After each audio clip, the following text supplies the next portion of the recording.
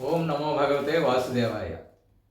శ్రీ మహావిష్ణువుకి విష్ణు సహస్రనామాలలో నైకాత్మ అనే నామం ఉంది. పరమాత్మ సకల జీవుల యందు అనేక రూపములలో వ్యక్తమవుతాడు. సాగర మథన సమయంలో దేవాసురులకు సహకరిస్తూ కూర్మ రూపంలో మందర పర్వతానికి ఆలంబనం అవ్వడం జరిగింది. అలాగే అమృతాన్ని పంచే సమయంలో మోహినిగా అవతరించి దేవతలకి తన సంపూర్ణ సహకారం అందిస్తాడు. ఈ విధంగా పరమాత్మ సకల జగత్తులోని వివిధ రూపములలో వ్యక్తమవుతాడు.